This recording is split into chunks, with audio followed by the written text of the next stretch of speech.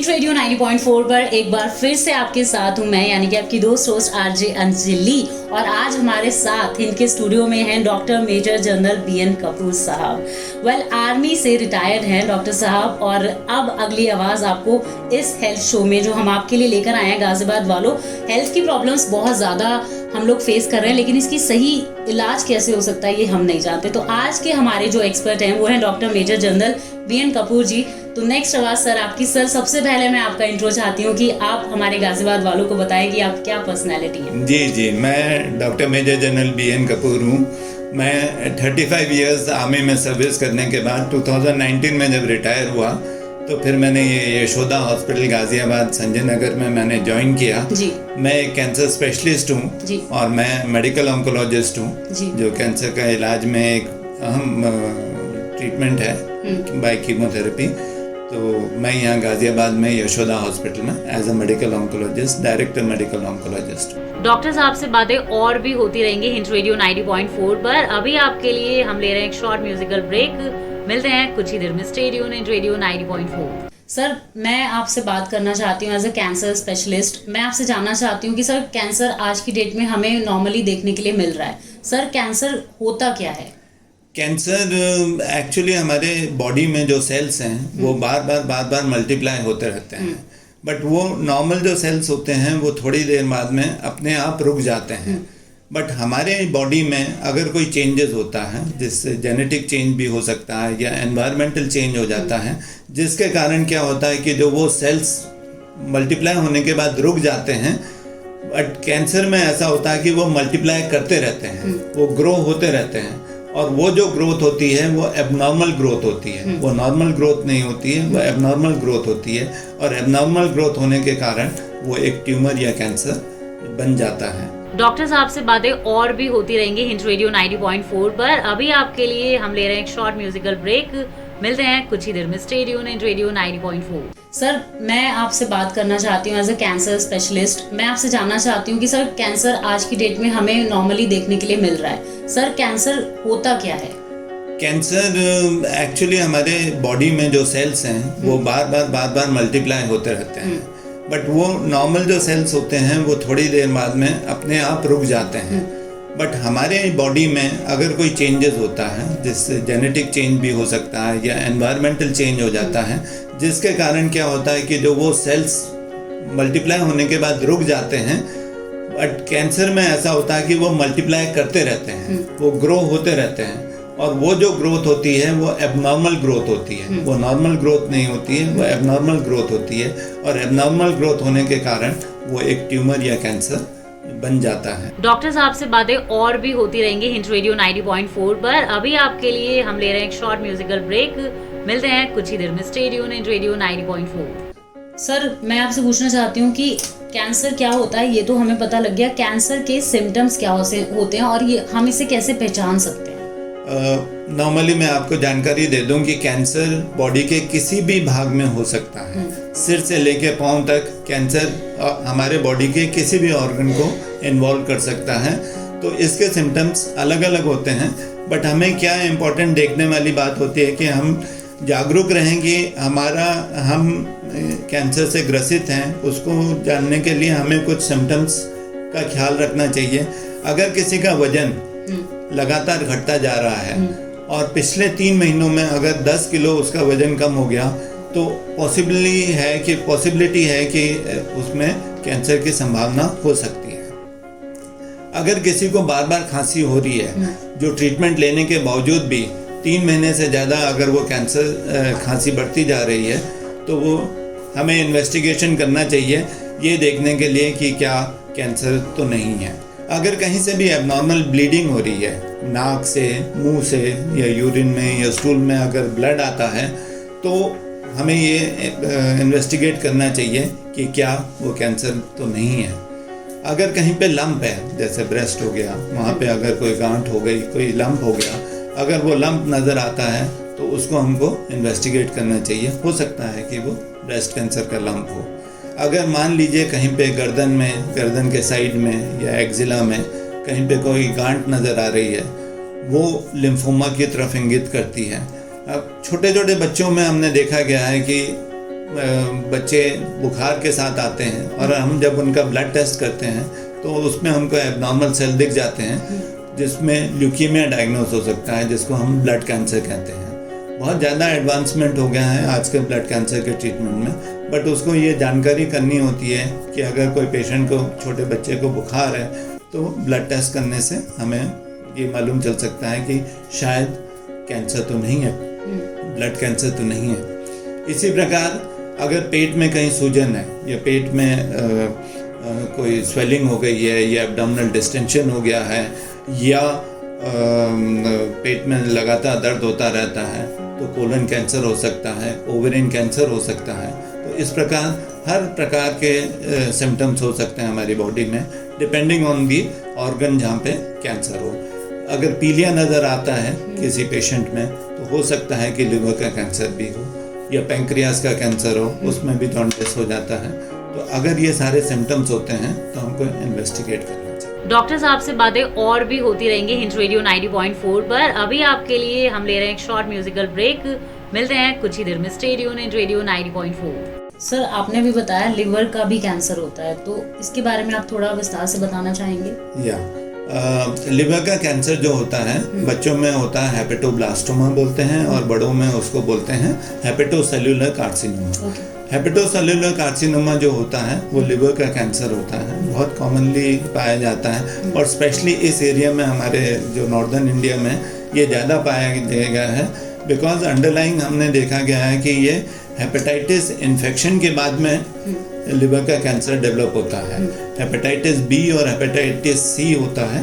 ये hepatitis infection बहुत common है नॉर्दर्न इंडिया में और स्पेशली देखा गया है ये गैंजेटिस बेल्ट में, गंगा के किनारे वाले एरिया में ये बहुत ज़्यादा इन्फेक्शन पाया जाता है और लिवर कैंसर उसके बाद डेवलप होता है। इसको हेपेटोसेल्युलर कार्सिनोमा कहते हैं। बहुत अच्छा कैंसर नहीं माना जाता, बहुत अच्छा ट्रीटमेंट इसमें अभी भी अवेलेबल नहीं है, बट अगर अर्ली स्टेज में ये हम पकड़ लेते हैं तो इसकी सर्जरी भी हो सकती है, अदरवाइज इम्यूनोथेरेपी और कीमोथेरेपी इसका ट्रीटमेंट। सर, इसके बारे में पता कैसे लगता है? लोग इग्नोर कर देते हैं। आपके पास अगर कोई पेशेंट आपने अगर ट्रीट किया है तो मैं उसका एक एक्सपीरियंस आपसे शेयर करना चाहती हूँ कि आप प्लीज़ हमारे लिसनर्स को बताइए कि इसके बारे में हम कैसे लोगों को जागरूक कर सकते हैं कि कैसे आपको पता लगेगा लिवर इन्फेक्शन हो गया। लिवर इन्फेक्शन के लिए सबसे पहले तो दाहिनी तरफ पेट में दर्द हो सकता है। पीलिया सबसे इम्पोर्टेंट फीचर होता है लिवर डिजीजेज में, लिवर के कैंसर में पीलिया होना। अगर जॉन्डिस होता है, पेट में दर्द लगातार होना और भूख कम लगना और उसके साथ साथ में वजन कम होना और पीलिया अगर उसमें नज़र आता है तो पॉसिबिलिटी है कि लिवर का कैंसर हो सकता है। डॉक्टर साहब से बातें और भी होती रहेंगी हिंट रेडियो 90.4 पर। अभी आपके लिए हम ले रहे हैं एक शॉर्ट म्यूजिकल ब्रेक। मिलते हैं कुछ ही देर में। Stay tuned hint radio 90.4। Sir, इसके प्रिवेंशंस और इसके टेस्ट क्या हैं कैंसर के? कैंसर का प्रिवेंशन के लिए पहले तो हम स्क्रीनिंग के बारे में मैं बता सकता हूँ कि स्क्रीनिंग जो टेस्ट होता है फीमेल में मेनली हमने देखा गया है कि अगर ब्रेस्ट स्क्रीनिंग की जाए, जिसको मेमोग्राफी कहते हैं, 40 साल की उम्र के बाद में अगर मेमोग्राफी कराई जाए तो उससे हम स्क्रीन कर सकते हैं कि ब्रेस्ट कैंसर होने से पहले ही हमें मालूम चल जाता है कि ब्रेस्ट कैंसर। दूसरा, सर्वाइकल कैंसर इंडिया में बहुत कॉमन है। फीमेल में सर्वाइकल कैंसर बहुत कॉमन है और मैं आपको जानकारी दूं कि वर्ल्ड में मतलब सबसे ज़्यादा सर्वाइकल कैंसर इंडिया में ही होता है। तो सर्वाइकल कैंसर के प्रिवेंशन के लिए या उसकी जानकारी के लिए, स्क्रीनिंग के लिए बेसिकली हम एक पेप स्मीयर कर सकते हैं। पेप स्मीयर एक छोटा सा टेस्ट होता है जिसमें एक स्वाब लेते हैं और उसको हम माइक्रोस्कोप में देखते हैं और उसमें हमें कैंसर होने से पहले ही जानकारी मिल जाती है कि इस पेशेंट में कैंसर होने की संभावना है। डॉक्टर साहब से बातें और भी होती रहेंगी हिंट रेडियो 90.4 पर। अभी आपके लिए हम ले रहे हैं एक short musical break.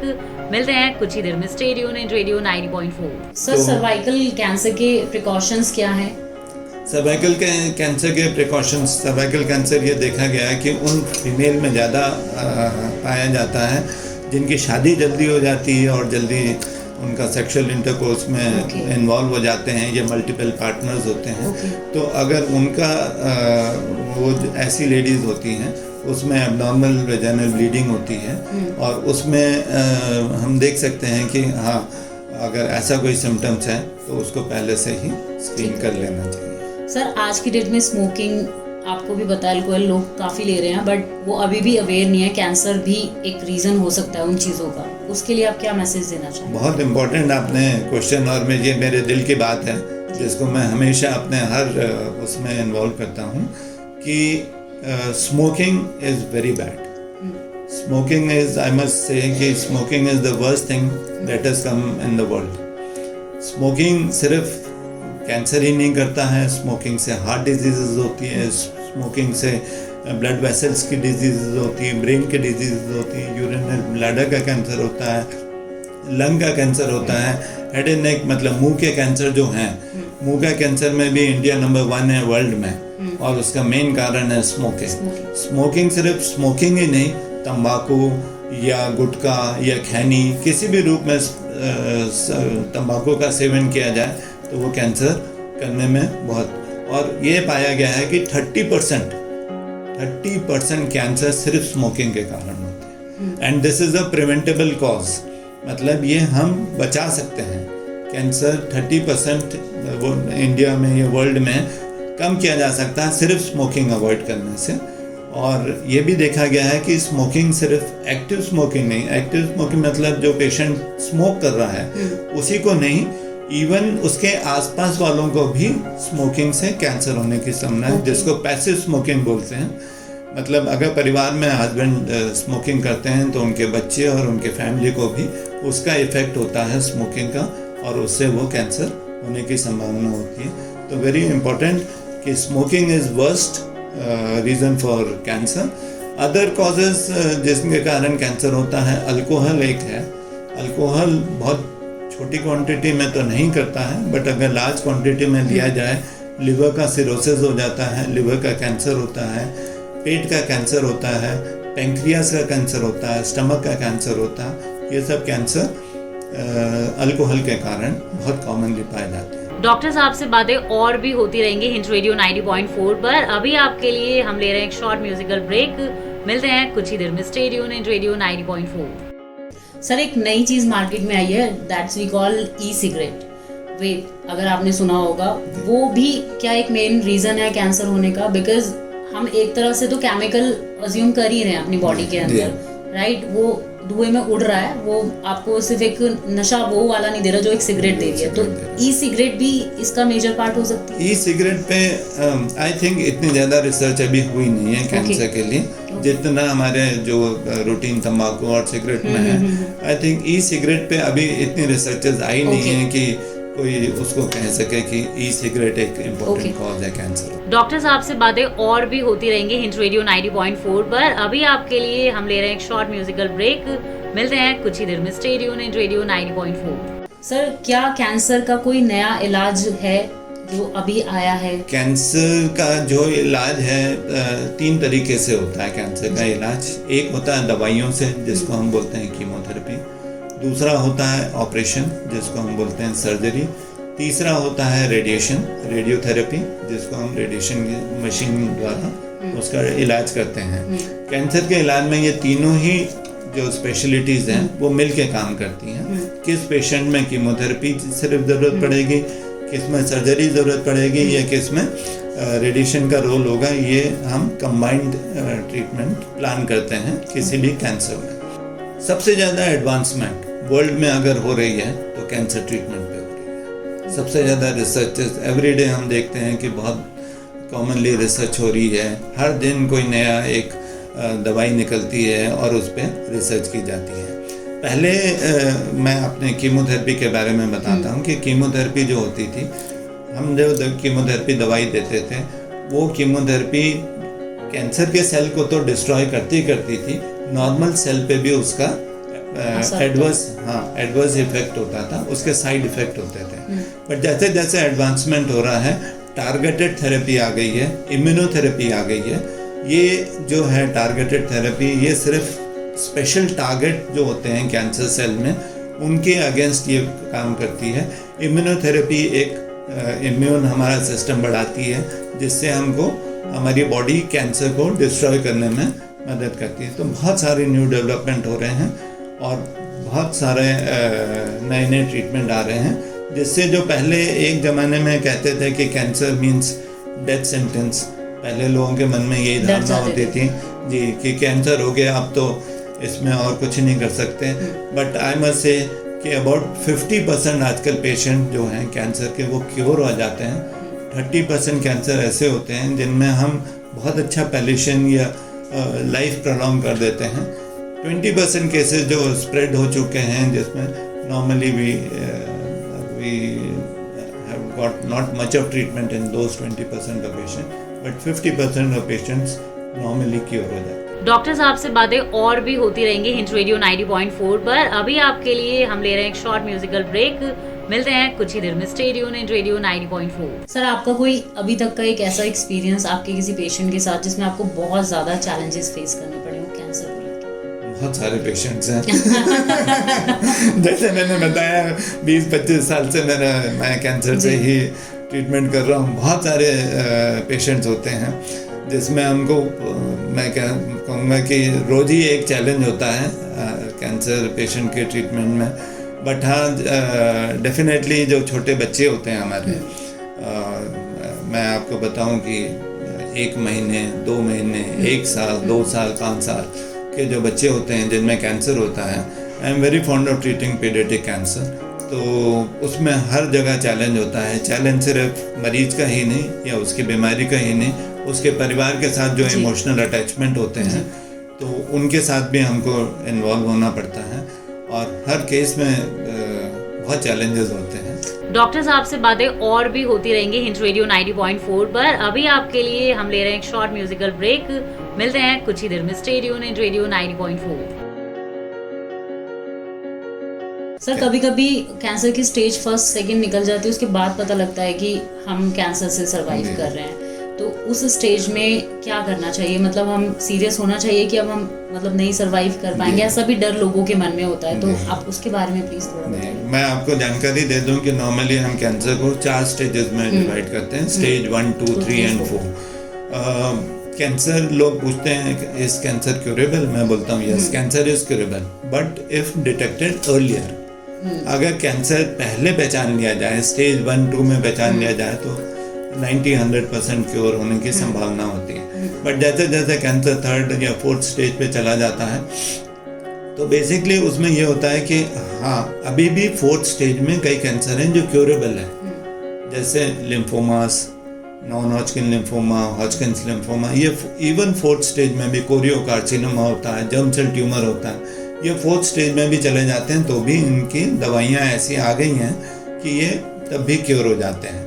But most of the cases जो 3rd और 4th स्टेज में होते हैं उसमें ये होता है कि लाइफ प्रोलॉन्ग हो जाती है। जैसे ब्रेस्ट कैंसर है 4th स्टेज में, लाइफ प्रोलॉन्ग हो जाती है, कुछ लोग कई सालों तक उसमें जीते हैं। लंग कैंसर में आजकल बहुत नई नई दवाइयाँ, इम्यूनोथेरेपी आ गई हैं जो पहले कुछ महीने ही जी पाते थे, आजकल 3rd 4th स्टेज में कई साल तक, 4-5 साल तक भी उनकी ज़िंदगी प्रोलॉन्ग हो जाती है। तो बहुत नई नई दवाइयाँ आ गई हैं जिसके कारण जो सर्वाइवल रेट है even in 3rd and 4th stage काफ़ी इम्प्रूव हो चुका है, काफ़ी प्रोलॉन्गेशन ऑफ लाइफ हो गई। बट मैं हमेशा कहता हूँ कि स्क्रीनिंग, हेल्दी लाइफस्टाइल एंड अगर आप स्मोकिंग अवॉइड करें और अर्ली डिटेक्शन, कैंसर में सबसे इम्पोर्टेंट है की पॉइंट अर्ली डिटेक्शन। अगर जल्दी हम कैंसर को पकड़ लें, कैंसर जल्दी पकड़ने के लिए पहले अवेयरनेस, व्यक्ति को जानकारी होनी चाहिए कि शायद ये कैंसर के सिम्टम्स हो। अगर कहीं वेट लॉस हो रहा है, बुखार बार बार आ रहा है, पेट में दर्द है, खांसी बार बार आ रही है, खून आ रहा है, कहीं पे नॉर्मल ब्लीडिंग हो रही है, तो अगर ये सब अवेयरनेस हो, जल्दी पकड़ लें तो हम 90-100% कैंसर को अर्ली स्टेज में क्योर कर सकते हैं। डॉक्टर साहब से बातें और भी होती रहेंगी हिंट रेडियो 90.4 पर। अभी आपके लिए हम ले रहे हैं एक शॉर्ट म्यूजिकल ब्रेक। मिलते हैं कुछ ही देर में। Stay tuned in radio 90.4। Sir, जैसा अभी आपने मुझे बताया कि आज की डेट में मतलब पैदा हुए हुए बच्चे में भी कैंसर पाया जा रहा है, तो ये बाय बॉर्न ही होता है इसका या फिर हमारी डाइट से कुछ लेना देना होता है? नहीं, बच्चों में तो मोस्ट लाइकली जेनेटिक होता है। बच्चों में तो खाने पीने से नहीं होता है, बट डेफिनेटली जैसे जैसे उम्र बढ़ती है जो लो फाइबर हाई कोलेस्ट्रॉल डाइट होती है, आजकल के जो जंक फूड या ये सब चीज़ें हैं, they are not healthy food. Cancer के लिए मैं आपको जानकारी दूं कि हेल्दी लाइफस्टाइल रहना बहुत ज़रूरी है। हेल्दी लाइफस्टाइल में regular exercises, avoid smoking, avoid alcohol, खाने में definitely high fibre diet and low cholesterol diet लेने से अपने आप को, अगर कोई इन्फेक्शन हो गया, हेपेटाइटिस बी, हेपेटाइटिस सी, आजकल इनकी सारी दवाइयां हैं, जैसे ही जानकारी मिले दवाइयां शुरू कर देनी चाहिए। कई वायरल इन्फेक्शन हैं, जैसे सर्वाइकल कैंसर के लिए ह्यूमन पेपिलोमा वायरस एक वायरस है जो पॉजिटिव ऑर्गेनिज्म है फॉर सर्वाइकल कैंसर। अगर ये जानकारी मिल जाए तो उसका ट्रीटमेंट पहले ही शुरू कर दें, सो डैट कैंसर होने की संभावना कम हो जाती है। So definitely healthy lifestyle is very important for cancer prevention. Sir, लोग कैंसर का नाम सुनते ही डर जाते हैं। जी, डेफिनेटली। तो उसके लिए आप क्या मैसेज देना चाहेंगे? देखो, कैंसर सिर्फ मरीज को ही नहीं इन्वॉल्व करता, मुझे लगता है उनके पूरे परिवार को इन्वॉल्व कर लेता है। हमारे घर में ही आप देखिए, किसी को अगर बुखार आ जाता है 100, 101, 102, तो पूरा घर उसमें इन्वॉल्व हो जाता है। तो कैंसर एक ऐसी चीज़ है, जैसे ही कैंसर का नाम सुनते हैं उनको ये शक होने लगता है, अरे ये कहीं लास्ट स्टेज तो नहीं है, कहीं ठीक होने की संभावना ख़त्म तो नहीं हो गई है। बट जैसे जैसे धीरे धीरे हम लोग उनसे मिलते हैं, उनसे बात करते हैं, उनकी फैमिली मेम्बर बात करती है, और जैसे जैसे हौसला बढ़ता है, क्योंकि कैंसर के ट्रीटमेंट में नॉर्मली 6 से 8 महीने तो लग जाते हैं, स्लोली एंड ग्रेजुअली। पहला डेफिनेटली शॉक जरूर लगता है पेशेंट और उनके अटेंडेंट को, बट धीरे धीरे जब वो देखते हैं कि नहीं, बाकी है और पेशेंट भी ठीक हो गए हैं, आसपास में काफ़ी ठीक हो गए हैं और वो भी ठीक होते जा रहे हैं, तो उनका कॉन्फिडेंस बढ़ता जाता है। और मतलब इसमें ये देखा गया है कि आसपास के लोग जो हैं, जब कैंसर के ट्रीटमेंट में जब वो देखते हैं कि आसपास लोग ठीक हो रहे हैं, कॉन्फिडेंस बढ़ता, और जैसे ही कॉन्फिडेंस पॉजिटिविटी आती, वैसे ही उनका भी ट्यूमर कम होने लगता। कॉन्फिडेंस इज द मेजर की। जी, डेफिनेटली। डॉक्टर साहब से बातें और भी होती रहेंगी हिंट रेडियो 90.4 पर। अभी आपके लिए हम ले रहे हैं एक शॉर्ट म्यूजिकल ब्रेक। मिलते हैं कुछ ही देर में। Stay tuned in radio 90.4। Sir, एक क्वेश्चन ये है कि कैंसर का इलाज इंडिया में है? जैसा सुनते थे कि हम नहीं है, मतलब बच ही नहीं सकते, वर्ल्ड में नहीं है, तो ये इसके बारे में आप क्या कहना चाहेंगे? नहीं, मैं आपको एक जानकारी दूं, जो इंडिया में अवेलेबल है वो वर्ल्ड में नहीं है। जी। मतलब आपने ये प्रश्न पूछा है तो मैं आपको थोड़ा सा प्रैक्टिकल चीज़ बताता हूँ कि इंडिया में एक कैंसर स्पेशलिस्ट से मिलने में 5 मिनट नहीं लगते हैं। बिल्कुल। अब यूएस और फॉरेन में क्या होता है, पहले आप जनरल प्रैक्टिशनर के पास जाते हैं, फिर ज़रूरत है तो 3 महीने बाद में आपका नंबर आता है स्पेशलिस्ट पे, सुपर स्पेशलिस्ट। 3-4 महीने 5 महीने तो आपको डॉक्टर के पास पहुँचने में लग जाते हैं बाहर में। और मैं ये बताऊं कि जो इंडिया में दवाई मान लीजिए जो 100 रुपए की है कैंसर इलाज की, वो वहाँ पे 10,000 और 1 लाख रुपए की जी। Cancer treatment is very costly outside, it is not affordable for, मतलब अच्छे लोग नहीं अफोर्ड कर पाते हैं। बहुत लोग बाहर से इंडिया आते हैं अपना ट्रीटमेंट कराने के लिए। बेस्ट डॉक्टर मैं बोलूँगा वर्ल्ड के, इंडिया में हमारे पास कुछ इंस्टीट्यूशंस हैं जहाँ से बहुत अच्छे the treatment options are available. And जो लेटेस्ट दवाई हैं, जब हम किसी कैंसर पेशेंट का ट्रीटमेंट करते हैं तो we follow what we call as NCCN guidelines. ये वर्ल्ड की गाइडलाइन होती है, हम भी उसको फॉलो करते हैं। वर्ल्ड की गाइडलाइन, जो भी नई दवाई आई है वर्ल्ड में आई है, उसको हम इनकॉर्पोरेट कर लेते हैं अपने ट्रीटमेंट में। हमारे ये NCCN गाइडलाइन हर 3 महीने 2 महीने में अपडेट होता रहता है। सो अपडेटेड वर्जन हमारे ऑनलाइन अवेलेबल रहता है, हम उसको इमीडिएटली फॉलो करते रहते हैं। लेटेस्ट ट्रीटमेंट, लेटेस्ट सर्जरी, जो रोबोटिक सर्जरी वगैरह सब है, सब nowadays is available in India and the best, I must say the best is available in India.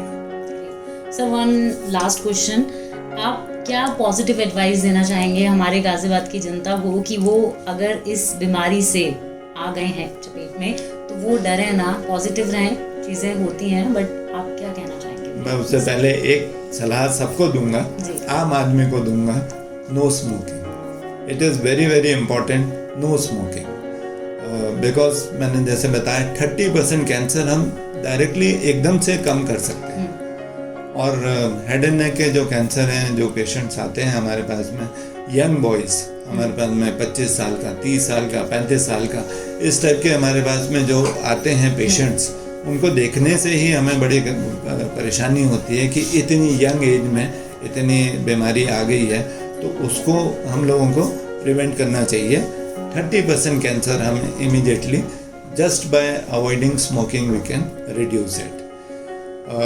Ghaziabad की जनता को मेरा यही है कि पहले तो अपने आप का प्रिवेंशन करें। प्रिवेंशन के लिए स्मोकिंग, अवॉइड अल्कोहल, योगा कीजिए, रेगुलर वॉक कीजिए, हेल्दी डाइट लीजिए, ये बहुत इम्पोर्टेंट है। जब आप फिर भी अगर मान लीजिए अनफॉर्चुनेटली अगर कैंसर हो जाए, तो that is not in anybody's hand, because ये होना था, हो गया, थोड़ा जेनेटिक एबनॉर्मलिटी हो जाती है, हो गया है, तो भी इसका क्योर है। 50% पेशेंट्स क्योर हो जाते हैं कंप्लीटली, मीन्स एकदम से ठीक हो जाते हैं। और जो नहीं भी होते हैं उसमें प्रोलॉन्गेशन ऑफ लाइफ ज़रूर है। Be positive, be comfortable, and अपने आसपास के जो पेशेंट ठीक हुए हैं डॉक्टर से अपना डिस्कशन कीजिए। और मुझे लगता है कि पॉजिटिव एटीट्यूड रखने से बहुत सारे कैंसर वैसे भी ठीक हो जाते हैं। हमने अपने प्रैक्टिकल एक्सपीरियंस में देखा है कि जो पॉजिटिव रहते हैं उनका कैंसर बहुत जल्दी ठीक हो जाता है या इम्प्रूव होने लगते हैं। और जो सोचते हैं कि नहीं मैं तो कैंसर हो गया, तो उनमें बॉडी भी अंदर के सेल्स बोलती हैं कि नहीं नहीं हम तो बीमार हो गए। तो be positive, be healthy, be comfortable, that is my advice. Thank you so much sir, thank you so. Ghaziabad वालों, स्वस्थ रहो, मस्त रहो और डॉक्टर साहब की तरह एकदम से हैप्पी रहो। पॉजिटिव रहना बहुत ज़्यादा इंपॉर्टेंट है। Thank you sir, hint radio पर हमारे लिसनर्स को इतनी इंपॉर्टेंट इन्फॉर्मेशन देने के लिए। Thank you very much.